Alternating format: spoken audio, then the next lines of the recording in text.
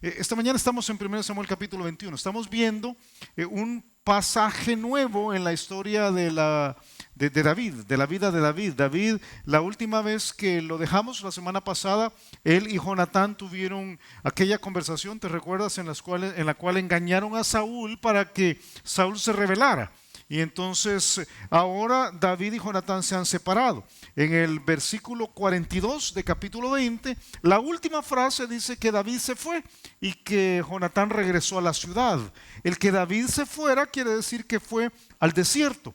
Y los siguientes capítulos es precisamente la historia de David en el desierto. El día de hoy vamos a ver cómo él tenía necesidades legítimas, y en este pasaje en particular necesidades muy legítimas, pero cómo tomó la decisión triste de resolver esas necesidades por medio de métodos ilegítimos.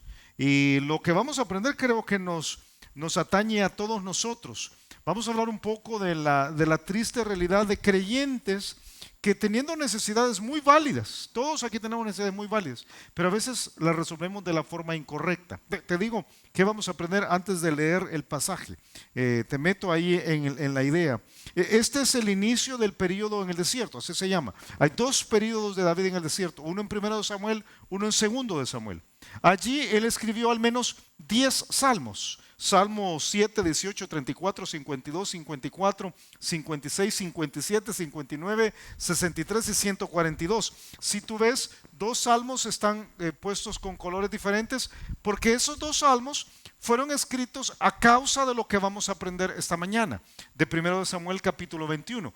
Pero cuando los leas, y yo te voy a dejar la tarea al final de este servicio de ir a tu casa y leerlo, vas a encontrar que hay un choque entre lo que vamos a estudiar, que es bastante decepcionante, desde ya te lo digo, y lo que dicen los salmos. Los salmos son un canto de victoria tremendo en lo cual él está diciendo qué bendición es los que confían en Dios. Pero tú lees 1 Samuel capítulo 21 y no dice, ¿qué pasó con David? David no confió en Dios. Y la forma de entender por qué es la disyuntiva es que los salmos fueron escritos años después. Años, quizás décadas después. Y David estaba echando un vistazo al pasado diciendo, qué regada. Yo no sé, y quizás para que lo entendamos, ¿cuántos aquí cometieron un error grave en la juventud? Un error grave, levanta tu mano. No estoy hablando solo de casarte, ¿verdad? Con la persona que te casaste. Pero tú cometiste un error grave, ¿verdad? Y entonces 15 años después, 20 años después, le escribes una carta a tu hijo, ¿verdad? Y le decís, mira hijo, hay que confiar en Dios. Hay que confiar en Dios, no hay que tomar tales decisiones. Y tú estás pensando en las decisiones que tú tomaste, malas. Ok, los salmos, no te imagines que David pasaba por la experiencia e inmediatamente iba a escribir el salmo. No, es un proceso de reflexión en el cual con el tiempo él llega a las conclusiones que tenemos en el libro de Salmos. Este periodo del desierto tomó más o menos 8 años de vida. Y ahí tenemos que tener paciencia con David. David, el trozo que vamos a estudiar esta mañana, probablemente tenía 22 años. Sabemos que él tenía 30 cuando fue rey. Y uno puede más o menos trazar 8 años en el desierto. Entonces debe haber tenido unos 22 años. Estaba cipote. Y tú sabes lo que dicen, ¿verdad? Uno de cipote. Eso no está en proverbio, ¿verdad? ¿Qué te pasa? Pero lo decía Aniceto por Sisoca hace muchos años aquí. Uno de cipote a veces la riega, ¿verdad? Entonces antes que le tires piedras hay que tener paciencia. David estaba en un proceso de formación donde él comenzó mal, como vas a ver ahora, y terminó bien. Termina siendo el rey. Al final termina siendo el rey. 8 años después, por una serie de eventos muy humillantes. El desierto es así, es muy humillante. Y toma muchos años. Dios nos lleva al desierto para formarnos. Y eso es lo que hace con David. Por eso este David de estos próximos capítulos es el David más humano. Cuando él escribe de esta circunstancia, años después, en Salmo capítulo 34, David dijo, claman los justos y Jehová oye y los libra de todas sus angustias. Cercano está Jehová a los quebrantados de corazón y salva a los contritos de espíritu, porque con los años él llega a decir, qué terrible eso, qué humillación. Ahí fue que Dios se metió finalmente conmigo. ¿Qué pasa con David? Esta mañana vamos a estudiar tres errores, fíjate, tres errores de David que yo me temo que son errores que los que estamos aquí cometemos. Y yo diría que los cometemos más a menudo que lo que nos gustaría reconocerlo.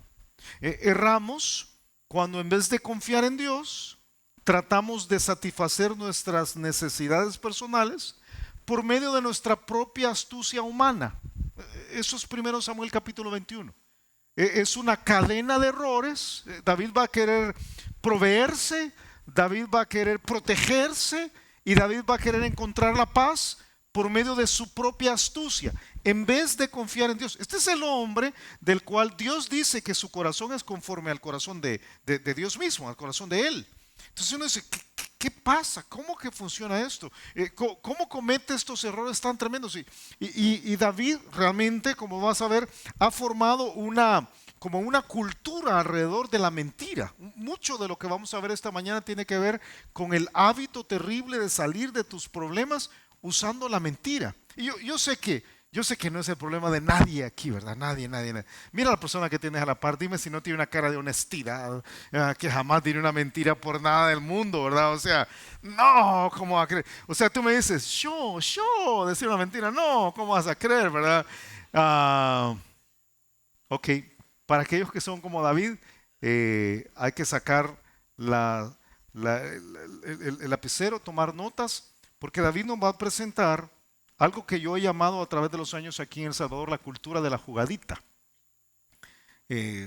Mentir, una mordida, una media verdad, una verdad maquillada, una falsedad y salir adelante.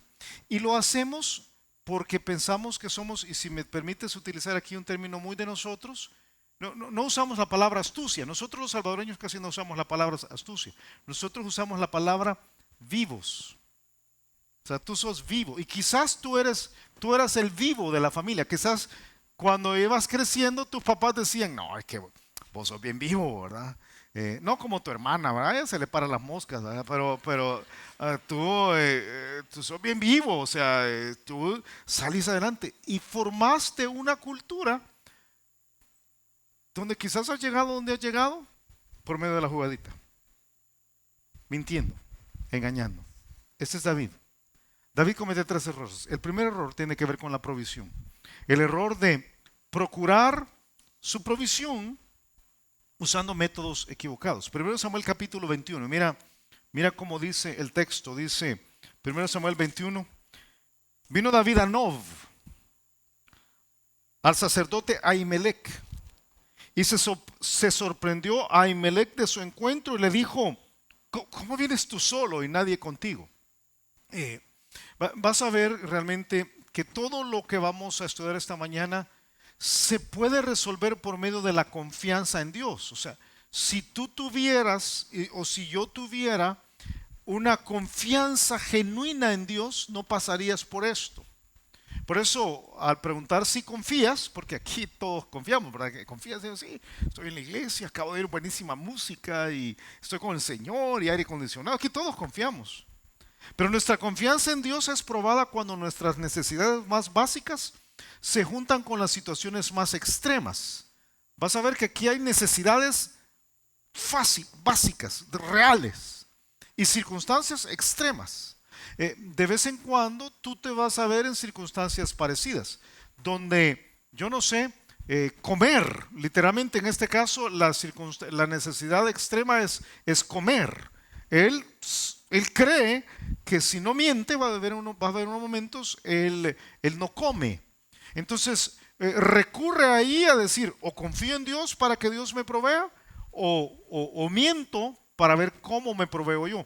La mayor parte de veces, la mayor parte de nosotros no tenemos una circunstancia extrema, porque mentimos por otras cosas. Un trabajo no es una circunstancia extrema, hay otros trabajos. Hay otros trabajos.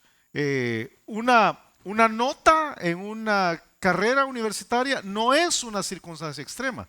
Hay otras materias y puedes llevarla quizás en segunda o en tercera. Hay otras materias, a no ser que tu problema sea la materia gris, ¿verdad? Entonces, esa sí quizás no hay, ¿verdad? Pero hay otras maneras de salir adelante diciendo la verdad. En este caso, hay una circunstancia extrema. En esa circunstancia extrema, como parte de su error, esto no es el error, pero en el proceso del error, él va a la persona correcta. O sea, David va a Nob, dice que vino al sacerdote. ¿Dónde está Nob? Y yo sé que no es una clase de geografía, pero déjame orientarte.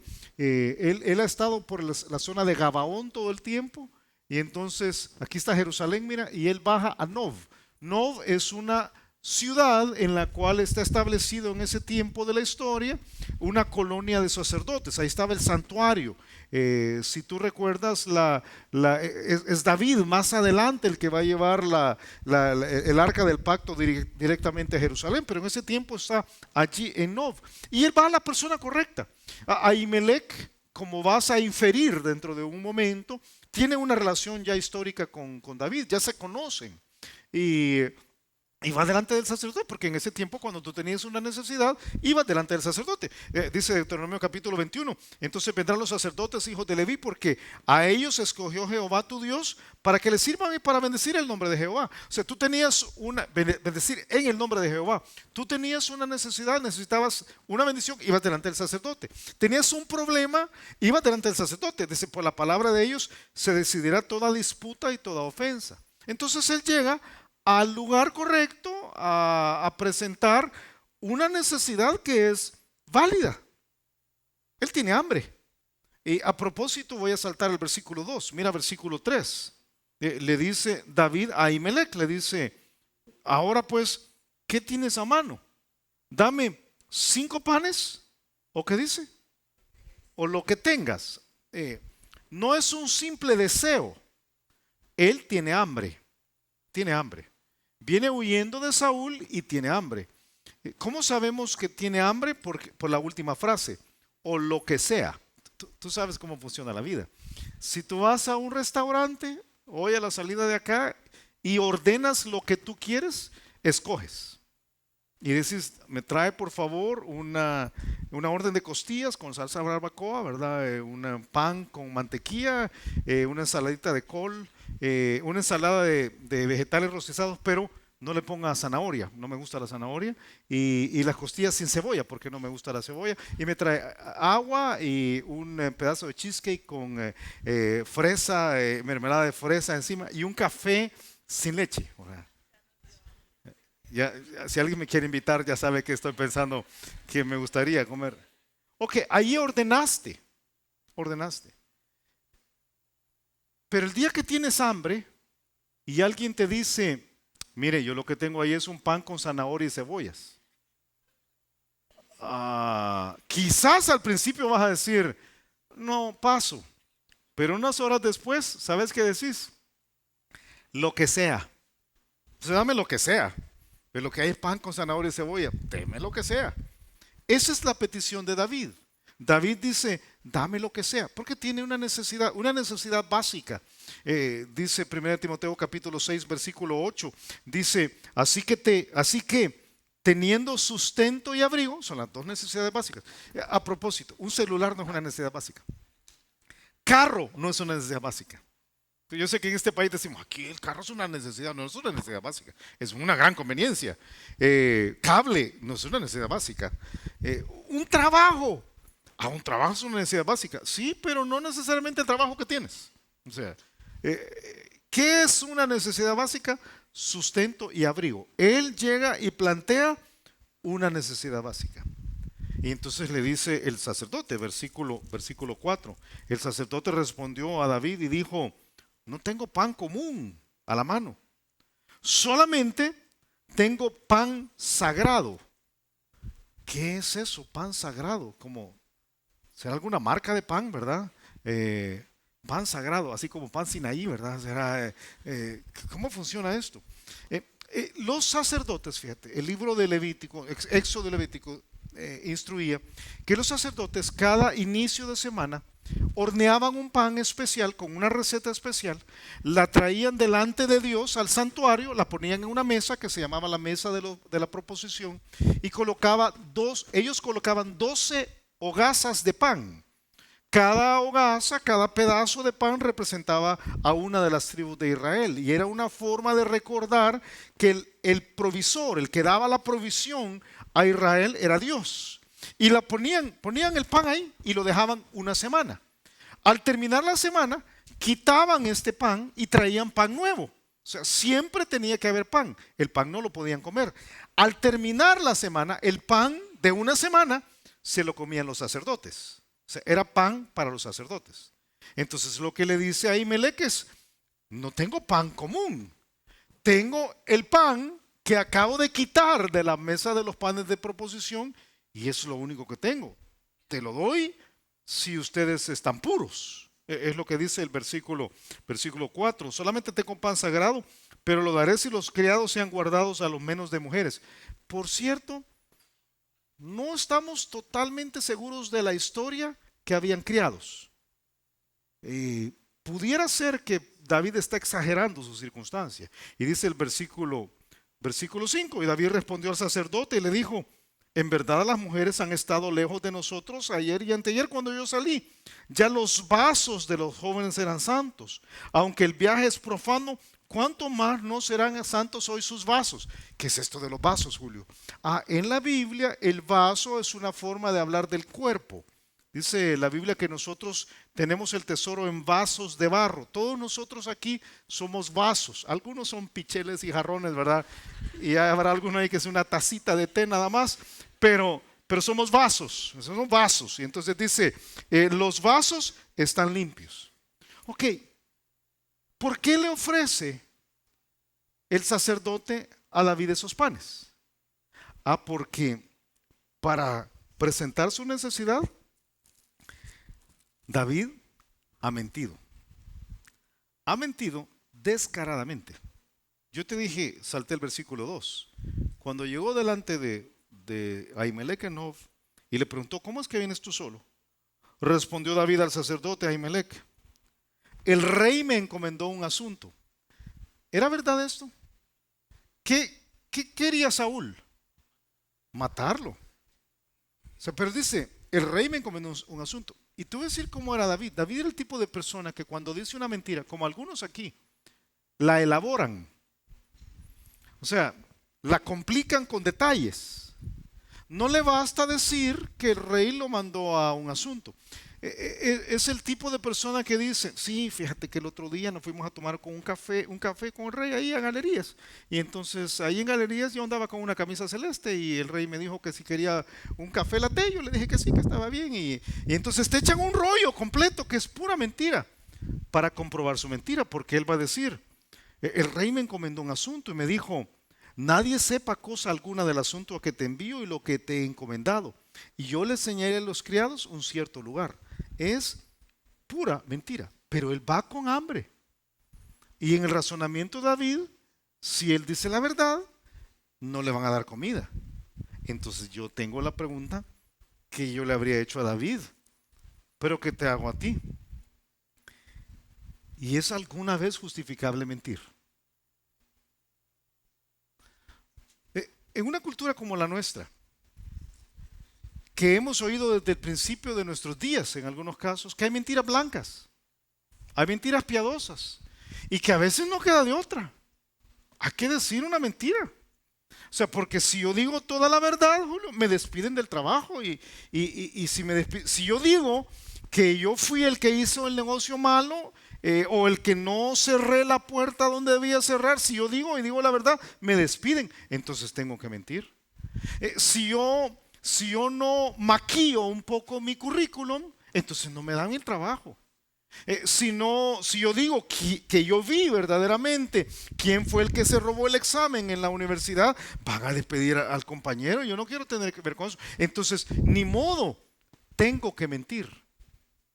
¿Es alguna vez justificable la mentira? Y la respuesta está en la Biblia. Y la respuesta es no, nunca. La mentira no es justificable. Levítico 19:11 dice, no hurtaréis y no engañaréis ni mentiréis el uno al otro. No, no. Pero Julio, no, no. Especialmente si tú eres una persona que de alguna forma te dices que eres creyente. Primera Juan lo dice así, dice, no os he escrito como si ignoraseis la verdad, sino porque la conocéis y porque ninguna mentira procede de la verdad. Si tú eres alguien que anda en la verdad, es imposible. No es consecuente, no hay forma de conectar que un creyente que anda en la verdad va a decir mentira, aun si estás entre la espada y la pared. La respuesta es no. La mentira no es justificable. Nunca, nunca. Dice Proverbios capítulo 21, versículo 6, que es peor si tú estás prosperando a causa de la mentira.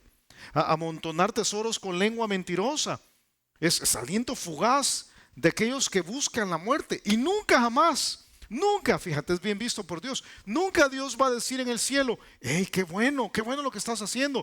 Qué astuto, tú, vivo. ¿Cómo le dijiste la mentira? En el momento correcto, maquillaste la cosa, porque entonces tú podías sacar tu profesión. Nunca, nunca jamás. Hace años salió una moda entre los cristianos de unas siglas en inglés. Algunos de ustedes lo vieron, WWJD, que quería decir ¿qué haría Jesús? ¿Qué haría Jesús en tu lugar? What would Jesus do? Era la pregunta. Entonces dicen que había un hombre que andaba una bandita, una pulsera con las iniciales WWJD. ¿Qué haría Jesús? Pero andaba en la otra mano otra bandita que decía WWMD. Entonces preguntaron, ¿y eso qué quiere decir? Es que esto quiere decir what would Jesus do? ¿Qué haría Jesús? ¿Y esto qué quiere decir? What would Maquiavelus do? ¿Qué haría Maquiavelo? Entonces yo tengo que tomar una decisión. Si digo la verdad o si pienso que el fin justifica los medios. Porque eso es lo que hacemos cuando mentimos. Cuando mentimos lo que hacemos es, de plano, el fin justifica los medios. Dice Salmos capítulo 101, no habitará dentro de mi casa el que hace fraude. El que habla mentiras no se afirmará delante de mis ojos. ¿Sabes qué es lo peor? Lo más tremendo. Que de este pasaje, de los panes de la proposición, Jesús habló.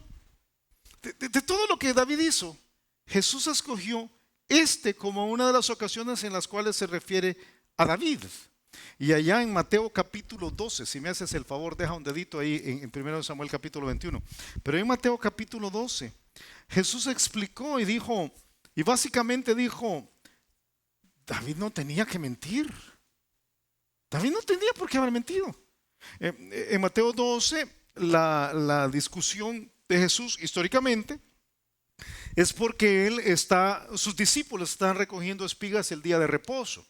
Entonces algunos judíos dicen, están quebrantando la ley. Y dice Jesús en el versículo 3, pero les dijo, ¿no habéis leído lo que hizo David cuando él y los que con él estaban tuvieron hambre? ¿Cómo entró en la casa de Dios y comió los panes de la proposición, que no les era lícito comer ni a él ni a los que con él estaban, sino solamente a los sacerdotes? O sea, ¿no vieron ustedes cómo él agarró la comida? Eso era pecado. No, dice versículo 7. Versículo 6, pues os digo que uno mayor que el templo está aquí.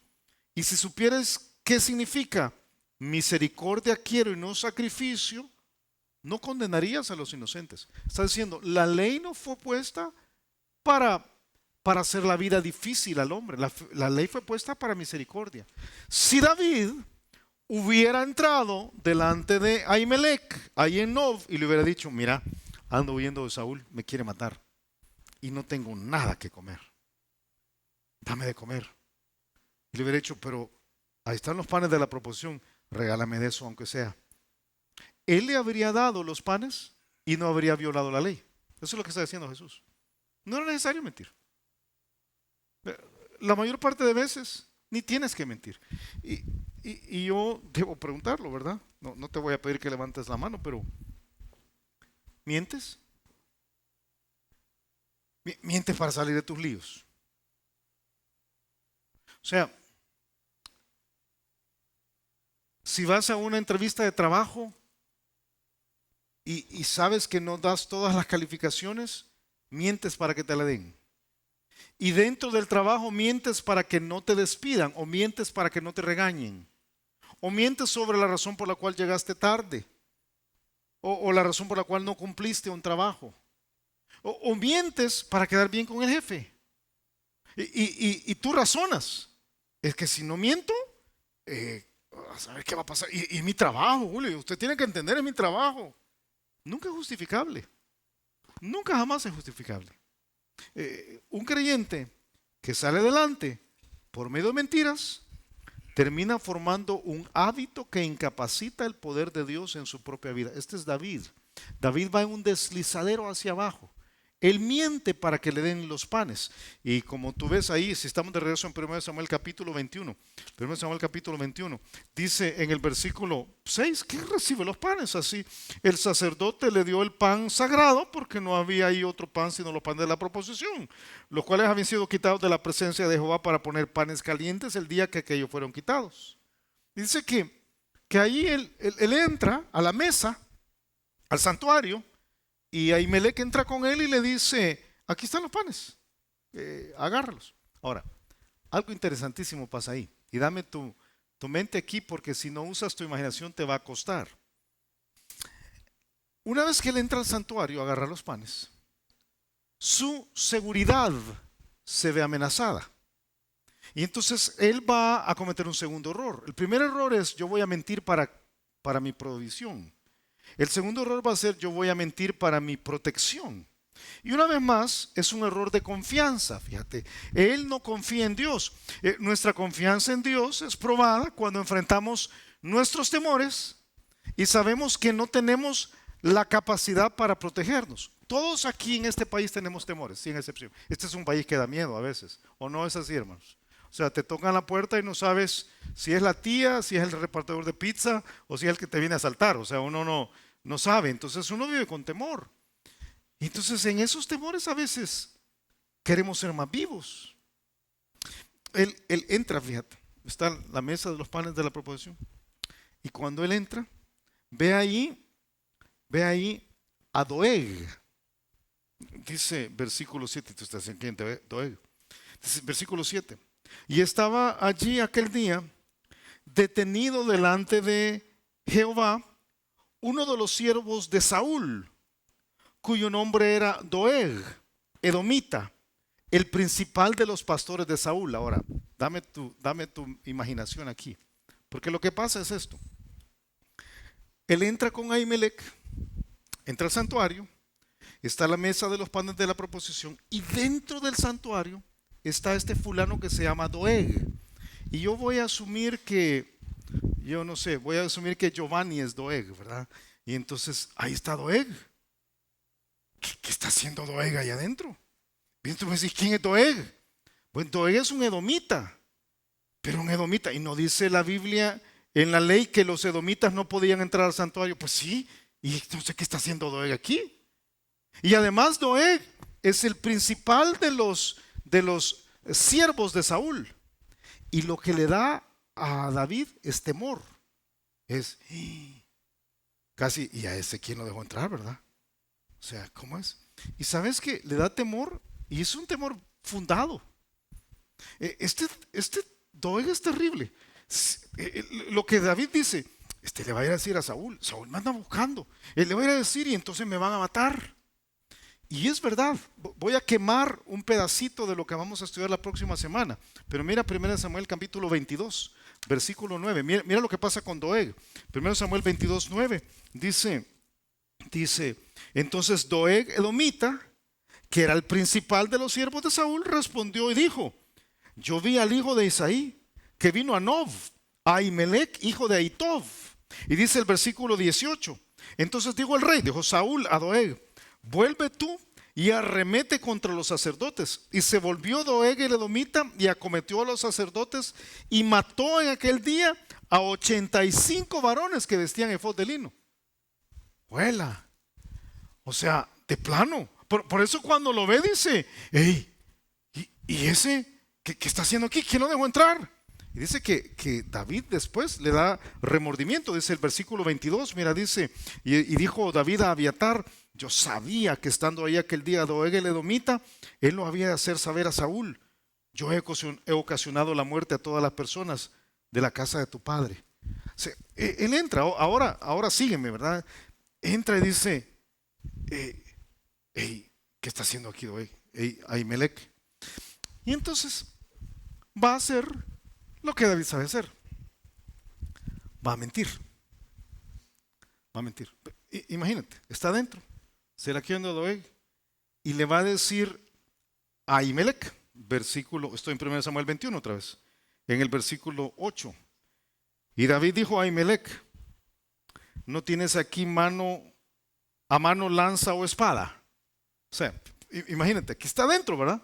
Tiene miedo y le dice a Ahimelech, mira, no tenés una espada. Aquí viene la mentira. Es que mi jefe me dijo que saliera a la carrera, entonces no me traje la mía. Él tiene temor de Doeg. Dice, porque no tomé en mi mano mi espada ni mis armas, por cuanto la orden del rey era apremiante. Otra mentira. ¿Cómo llamas a alguien que tiene un problema sistemático con la mentira? ¿Cómo se llama? No me digas a mí, por favor, ¿verdad? Mentiroso. David tiene un problema sistemático con la mentira. Él le dijo a Jonatán que mintiera a Saúl. Le dijo cómo mentir. Le mintió a Ahimelech sobre lo que andaba haciendo. Le mintió a Ahimelech sobre lo que había pasado con los jóvenes y le mintió a Ahimelech sobre las espadas. ¿Sabes por qué? Porque era mentiroso. Hay una gran diferencia, y yo sé que a nadie le gusta que le digan mentiroso, pero si tú tienes un problema con la mentira, eres un mentiroso. Eres un mentiroso. O sea, no es una cuestión aislada, tienes un problema sistemático. Dice Proverbios capítulo 12 que los labios mentirosos son abominación a Jehová. O sea, ahora no es la mentira, ahora es la persona. Los labios mentirosos son abominación a Jehová. Pero los que hacen la verdad son su contentamiento. Si la forma como tú arreglas todas tus circunstancias cuando tienes un temor es que dices una mentira, tienes un problema que eres mentiroso. Eso es David. David, el que después es el hombre conforme al corazón de Dios. Pero aquí no confía en Dios y dice una mentira. Y dice, no tenés una espada. Es que la espada mi espada la dejé, la mandé a limpiar estos días, entonces no la ando, ¿verdad? Entonces no andas una espada. ¿Qué es la respuesta de Ahimelech? Versículo 9. Y el sacerdote respondió, la espada de Goliat el filisteo, el que tú venciste en el valle de Ela, está aquí envuelta en un velo detrás del efod. Si quieres tomarla, tómala. Porque aquí no hay otra sino esa. Fíjate qué tremendo. Ahora quizás entiendes por qué te decía hace un ratito que Ahimelech y David se conocían. Porque si tú recuerdas la historia, la espada de Goliat estaba en la mano de Goliat cuando David y Goliat se enfrentaron. ¿Tú recuerdas la historia? Si no estuviste acá, quizás la has leído antes o quizás viste El Rey David con Richard Gere. Yo no sé, ¿verdad? Que nada que ver, ¿verdad? Uno con el otro. Pero entonces, ¿tú te acuerdas cómo fue? David agarra la piedra, viene Goliat el gigante de frente, agarra la onda, ¿verdad? Él literalmente agarra la onda, y entonces se baja a Goliat, Goliat cae de bruces, le quita la espada cuando él está boca abajo y dice que lo termina de matar, lo agarra de la cabeza, corta la cabeza, levanta la cabeza y va con la cabeza hasta Jerusalén. Y dice, 1 Samuel capítulo 17, que las armas David se las queda a él. O sea, la jabalina, la lanza y la espada son el botín de guerra para David. Pero aquí la espada está ahora en Nob con los sacerdotes. En algún momento, que la Biblia no nos lo dice, David debe haberle entregado la espada a Ahimelech. Entonces Ahimelech le dice, la única espada que está aquí es la espada, la que tú me trajiste. Ahí está detrás, ves el efod, ahí está colgado el efod, ¿verdad? Ahí en el armario, casi literalmente dice, ahí detrás envuelto en un paño, ahí está la espada. Es la espada que tú trajiste. ¿Y cuál es la frase de David sobre esa espada? Mira lo que dice el versículo 9 al final. ¿Cuál es la última frase que dice? Dice, y dijo David, ¿Qué dijo? Ninguna. Acuérdate, es Doeg. Está ahí Doeg. Ey, ey. Y no tenés una espada. Es que mando mi espada. Ah, solo la espada de Goliat. Ah, dámela. Ninguna espada como esa. Ahora, un momentito. Eh, a David se le había olvidado sus victorias pasadas. Al decir ninguna espada como esta, ¿qué pasó con aquel David que no necesitaba una espada? Tenía una honda y una piedra. ¿Qué pasó con aquel David que dijo, de esa espada, de esa, no de otra, de esa espada? ¿Qué pasó con el David que dijo al filisteo, tú vienes a mí con espada y lanza y jabalina, mas yo vengo a ti en el nombre de Jehová de los ejércitos? ¿Qué pasó con ese David? Que en algún momento dijo, esa no espada no es nada, hombre. Yo tengo a Dios de mi lado. ¿Qué pasó con ese David que ahora al ver a alguien que le da temor, que es un edomita, dice, ah no, esta es la espada, yo lo que necesito es una espada? ¿Qué pasó con ese David? Es lo que pasa con un montón de nosotros. Yo siempre tengo temor, y quizás te comparto algo muy mío aquí. Yo tengo temor de llegar a algún momento en mi vida donde los buenos tiempos espirituales quedaron en el pasado. Es la cosa que más miedo debemos tenerle. Donde tú en algún momento de la vida confiabas en Dios, salías adelante, Él te sacaba adelante, te protegía, vivías para Él, tenías fe. Pero ahora tienes que mentir, tienes que engañar, tienes que recurrir a la espada de Goliat para resolver tus problemas. Porque el Dios que te protegió, el Dios que te proveyó, es un Dios que quedó en el pasado.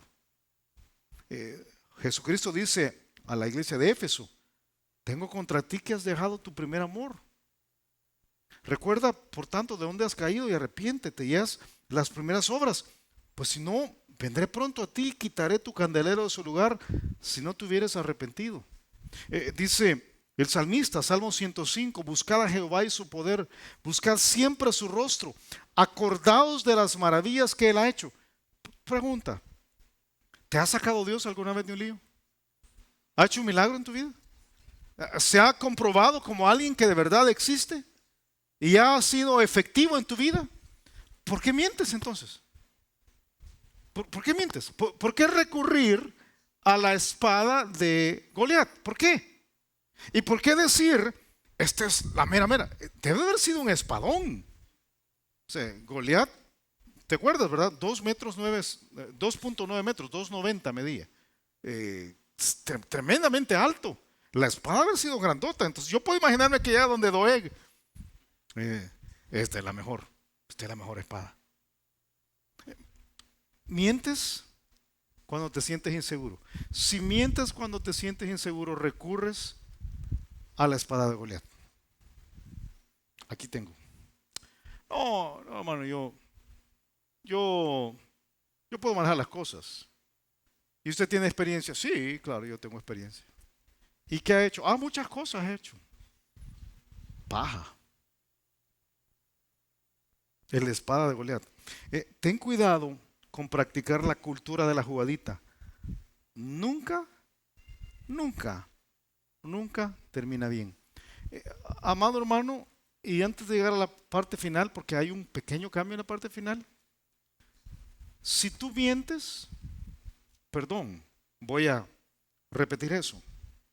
Si eres mentiroso, porque es la forma como tú te has habituado para salir de tus problemas, es porque no confías en Dios. El que confía en Dios puede decir la verdad. El que confía en Dios sabe que no necesita la espada de Goliat. Hay un Dios que es todopoderoso, que puede sacarnos de cualquier circunstancia. Y todos aquí me acaban de decir, sí, a mí me ha sacado. Pero se nos olvida y mentimos. ¿Qué hace David? Tercer error.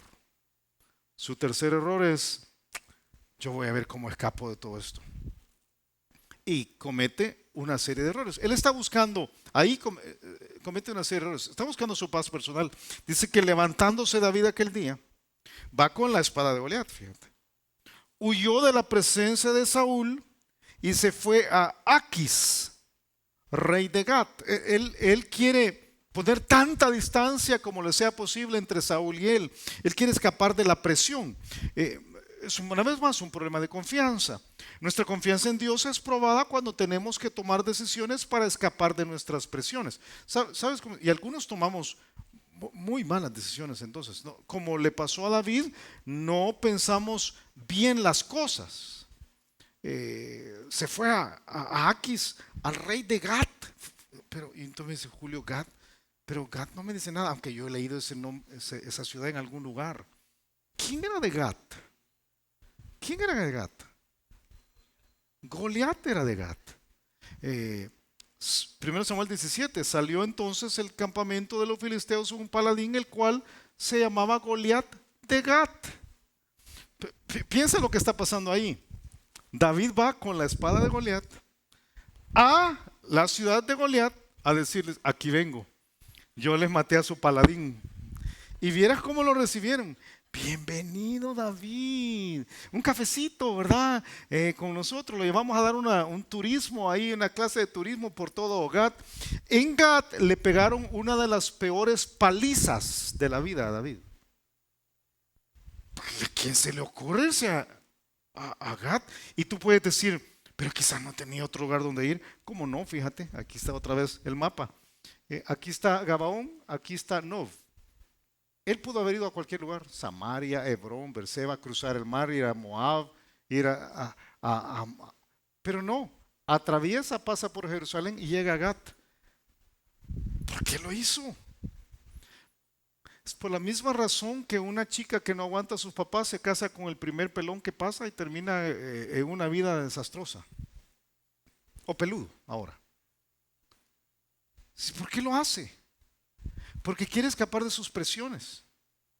Y al querer escapar de sus presiones, por no confiar en Dios, toma decisiones espantosas. Y uno dice, ¿cómo llegaste aquí? Pues no sé, fíjese aquí que yo tenía una gran deuda y alguien me presentó un pollero y aquí estoy en Los Ángeles ahora. O sea, y andan persiguiendo, me quieren meter, entonces yo no sé, ando aquí con la televisión. ¿Y cómo llegaste ahí? Pues si no lo pensaste bien. Es la idea terrible de no considerar las consecuencias. Dice la escritura en Proverbios capítulo 21 que los pensamientos del diligente ciertamente tienden a la abundancia, mas todo el que se apresura alocadamente, de cierto viene la pobreza. Él se mete en peores presiones. Dice 1 Samuel capítulo 21, mira, dice y solo por una casualidad, quizás pura casualidad. ¿Sabes qué quiere decir Gat? Presión. Opresión, el agar, el lugar donde eres puesto bajo una gran presión. Y dice que los siervos de Aquis le dijeron, ¿no es este David el rey de la tierra? ¿No es este de quien cantaban en las danzas diciendo, hirió Saúl a sus miles y David a sus 10,000? Y David puso en su corazón estas palabras y tuvo gran temor de Aquis, rey de Gat, y cambió su manera de comportarse delante de ellos. Y se fingió loco entre ellos y escribía en las portadas de las puertas y dejaba correr la saliva por su barba. ¿Qué es esto? Este es David. David el que mató al gigante y ahora se está haciendo como loco. Yo sé, arriesgándome de que me están grabando, ¿verdad? Pero yo puedo imaginarme a David diciendo escribiendo en la pared y después chorreando, ¿verdad? A ver, Daniel, ven, enséñanos cómo chorrea la barba, ¿verdad? O sea, uno dice, ¿qué es eso? O sea, ¿qué pasó? ¿Cómo llegas a eso? Yo creo que llegas como dice Eclesiastés 7. Ciertamente la opresión hace entontecer al sabio. Algunos aquí han hecho locuras por la presión. Locuras. Hijos de Dios que podrían haber confiado en Dios y se podrían haber quedado ahí en Nob con el sacerdote dejando que Dios lo guardara. Pero no, yo tengo que hacer algo, yo soy vivo. Y si me agarran cuando me están golpeando, como dice Salmos capítulo 56, yo tengo siempre el recurso que me puedo hacer el loco. Aunque esto me haga perder toda dignidad. Mira, no hay un momento más triste para mí en la vida de David que este. El hombre de Dios, que todas las mujeres de Israel cantaban, hey, Dios le dio a David sus 10,000, a quien Dios le concedió el privilegio de matar a un gigante cuando apenas tenía 15 años, que llegó a ser el comandante de los ejércitos cuando tenía 17 o 18 años. Ahora delante de un rey extranjero se hace el loco y anda chorreando saliva por la barba. Qué tremendo. Versículo 14 dice, y dijo Aquis a sus siervos, he aquí veis que este hombre es demente. ¿Por qué lo habéis traído a mí? En la antigüedad, fíjate, cuando una persona era demente, era loca, no había tal cosa como enfermedad mental, no tenían el concepto de enfermedad mental que nosotros tenemos. Atribuían a todas las personas que actuaban alocadamente o locos, les atribuían ser poseídos por los demonios. Entonces no querían nada que ver con ellos. Por eso el rey de Aquis dice, no quiero nada que ver con él. Y capítulo 21, versículo 15, y déjame hacer una broma sobre esto, porque este es el versículo de mi vida, ¿verdad? ¿Cuántos aquí tienen hijas? Levanten, hijas. Ok, este es el versículo que tienes que leer a tu hija cuando traiga a tu yerno. Fíjate, la vez que te quiera presentar a tu yerno. El versículo siguiente, dice Aquis, ¿acaso me faltan locos? Para que hayas traído a este que hiciese de loco delante de mí. ¿Había de entrar este en mi casa? Ese es el pasaje que tienes que leerle a tu hija cuando traiga a tu yerno, ¿verdad? Pero ya hablando más en serio. ¿Sabes qué dice Aquis? Yo no quiero nada que ver con este hombre. Lee Salmo 34. Salmo 34, que está escrito en ese contexto, da la impresión de que está escrito por un hombre que confiaba en Dios. Pero yo estoy seguro que años después David lo escribió pensando, a lo que llegué por no confiar en Dios. Hay que confiar en Dios, hermanos. Yo no sé si te pasa, pero has desfigurado la imagen de un cristiano para el mundo. Qué tremendo cuando un impío, no puedo encontrar una mejor palabra para el rey de Gat, dice, yo no quiero nada que ver con este hombre. Si ese es un loco. Qué tremendo cuando un impío dice eso de nosotros. ¿Y sabes cómo comienza? Dejamos de confiar en Dios, mentimos. Dejamos de confiar en Dios, mentimos. Dejamos de confiar en Dios, hacemos una jugadita y desfiguramos la imagen de un cristiano. ¿Qué patrañas hablar de la gloria de Dios entonces? ¿Cómo vamos a decir, hagamos que nuestro mundo conozca a Jesucristo, discipulemos, cambiemos esta sociedad, hagamos una diferencia? Que Cristo es la respuesta. Cuando somos una caricatura de cristianos, que la gente dice, yo para meterme, no, hombre, ¿para qué lo vas a traer delante de mí? Llévatelo. No quiero nada que ver con él. Ese es David. Un creyente que sale adelante por medio de jugaditas, trucos y mentiras, termina siendo una menospreciable caricatura para el mundo. No lo seamos, hermano. No lo seamos. No hay razón válida para mentir. No hay una justificación para que vuelvas a decir una mentira. Y yo te animo a que lo revises. Revises tu vida. Yo estaba contando hace ratito a Darwin. Darwin estaba trayendo para acá y le digo, Yo no sé, yo siempre he pensado que yo no digo mentiras, pero yo hace años empecé a observar algunas cositas donde no decía la verdad. ¿Para qué? Si alguna vez has entrado a Estados Unidos, ¿verdad? Y ahí uno llena un formulario, trae comida. Yo llevaba queso y café para alguien, aquí, un pastor que iba a visitar. Yo ponía, no, porque ¿para qué? No, solo me van. De todas maneras es legal. Entonces, ¿por qué no poner la verdad? Ay, que me van a detener más tiempo. Que te detengan más tiempo. Pero di la verdad. Que entonces quizás voy a perder el avión. Pues pierde el avión. Dios ha de tener algo que hacer para ti. Pero di la verdad. No hay razón para no decir la verdad. No es justificable. Porque cuando te atrapan,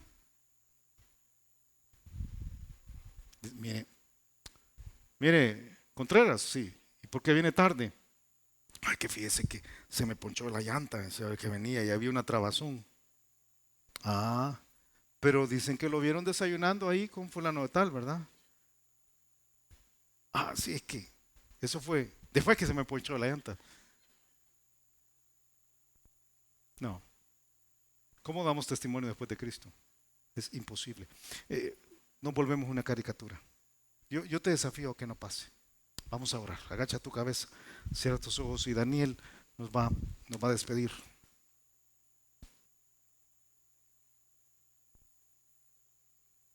Cierra tus ojos y piensa por un momento. Dejemos que el Espíritu de Dios muestre si hay algún área de la vida en la cual hemos aplicado de la jugadita, de la trampa, de la mentira. Permitamos que Dios nos confronte y nos muestre si hay algo en lo cual tengamos que hacer cambios. Padre, esta mañana nosotros hemos escuchado tu palabra y no queremos, Señor, que nos pase por encima de nuestra cabeza. Reconocemos que hay momentos en los cuales hemos estado asustados, de verdad. Hemos tenido miedo. Hemos visto cómo las deudas han ido incrementando y nos hemos asustado de pensar de que no tenemos suficiente para cubrir las necesidades de nuestra familia o la enfermedad de alguien. Y en lugar de confiar en ti, hemos buscado otra salida o algo que no conviene. Padre, esta mañana queremos pedirte perdón, porque sabemos de que tú eres un Dios de verdad. Jesús, tu Hijo, dijo ser la verdad, y queremos identificarnos contigo. Queremos confiar en ti. No queremos identificarnos con el padre de la mentira. Perdónanos y ayúdanos a esperar esos milagros que tú haces cuando nosotros de verdad estamos confiando en ti. Si después de lo que has escuchado durante la última hora estás dispuesto a entregarle tu corazón a Jesucristo, estás listo para abandonar lo que has sido hasta este momento y le dices al Señor, aquí está mi vida, yo quiero la vida plena, yo quiero la vida completa que tú tienes para mí y quiero la salvación al morir, entonces entrégale tu corazón a Él y hazlo por medio de una oración. Así que ¿por qué no oramos? Bueno, y tú puedes repetir esta oración conmigo. Vamos a orar y repite estas palabras al Señor si quieres recibir a Jesucristo. Oremos. Padre, gracias por tu amor y gracias por tu salvación. En este momento me doy cuenta que soy pecador y que no puedo salvarme a mí mismo. Me arrepiento de todos mis pecados y te abro la puerta de mi corazón. Entra, Jesús, sálvame, cámbiame, pues yo me entrego a ti. Gracias por oír mi oración y gracias por salvarme. En el nombre de Jesucristo te lo pido. Amén. Si te gustó el mensaje, queremos aprovechar para invitarte a nuestra iglesia. Aquí puedes aprender más acerca de Dios, más acerca de los planes que tiene para ti también. Así que ven a la iglesia donde puedes aprender más acerca de la Biblia. Será para nosotros un placer recibirte en el Campus Miralvalle, en Crown Plaza, en Lourdes o en Apopa. Y si vienes porque has visto una de estos videos, y yo te pido que te presentes con nosotros, que nos busques a cualquiera de los dos al final de los cultos, y con mucho gusto te vamos a recibir. Que Dios te bendiga.